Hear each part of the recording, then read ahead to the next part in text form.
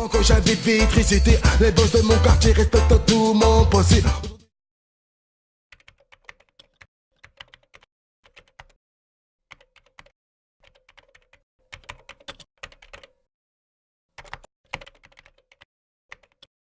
Alors il y a un événement, c'est la réédition de la compilation Ghetto Youth Progress.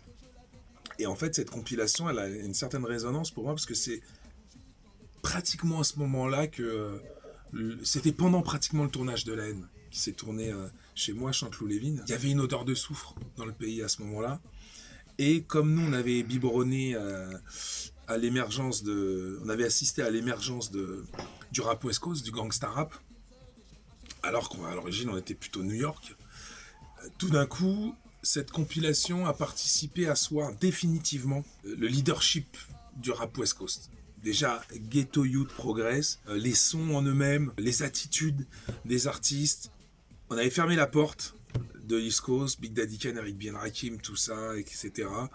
Et c'était le rouleau compresseur NWA qui arrivait. Il y avait les mecs de Sarcelles d'un côté qui faisaient leur truc, il y avait Kenzie, Sectora, Fresh Boy, et il y avait Mantes-la-Jolie. Et c'était, comment on peut dire, l'apogée des musiques avec des sirènes. L'incarnation même de la rue. Et là, c'était comme NWA avec Eazy-E, MC Rain, etc. C'était des mecs de la rue qui faisaient de la musique qui parlait de la rue. C'est-à-dire qu'ils étaient jugés partis, les mecs. Ils étaient acteurs et observateurs. Et en plus narrateurs. Et je crois que c'est une des seules compiles, je suis en train de réfléchir pour ne pas dire de bêtises, ouais, c'est pas Hexagone, où en plus, il y avait ce côté reggae. Donc voilà, pour moi, c'est la compilation des mecs de la rue qui font du rap, une des premières, mais c'est aussi la compilation qui rejoint, qui a permis de faire en sorte que deux familles, celle du reggae et celle du rap, cohabitent, parce que c'était très compliqué avant. Et ça, c'est vraiment la banlieue sud, avec la poterne des Peupliers, avec l'espace Masséna, la rue Pâté, c'est une espèce de mélange de genres, et Marc y a été pour beaucoup. Que peut-on dire sur Road Lion? C'est compliqué parce que c'est un paradoxe à lui tout seul. Il y a Marc Gilas, avec qui j'entretenais de très très bonnes relations, avec de la profondeur, de la pertinence, de l'intelligence. Et il y avait Road Lion. En fait, Road Lion, c'est un peu comme la façon dont les gens parlent de lui, ou de la façon dont j'entends les gens me parler de lui, surtout ceux qui ne l'ont pas connu. C'est comme un super-héros. C'est-à-dire qu'il y avait Parker et Spider-Man.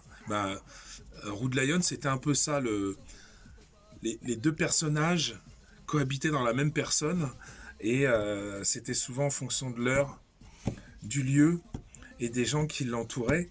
Et contrairement à ce ce que beaucoup imaginent, c'est qu'il savait très très bien à quel moment être Marc Gilas et à quel moment être Road Lion.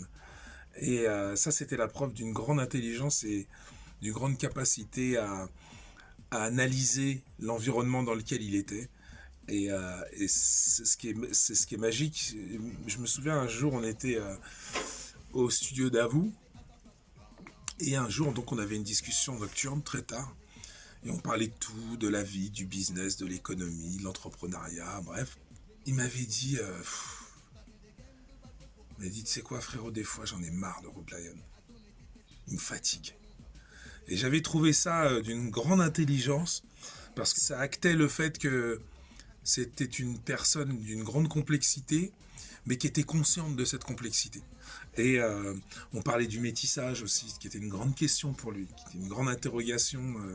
Est-ce que je suis trop ceci ou pas assez cela? Et moi, j'avais vraiment une relation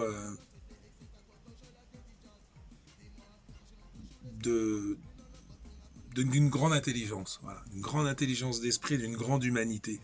Et vraiment, le jour où il m'a exprimé cette ambiguïté d'arriver à conjuguer les deux personnes en lui, je lui ai dit, ah ouais, je lui ai dit, bah moi, tu sais quoi, le mec que j'aime beaucoup, c'est Marc Gilas.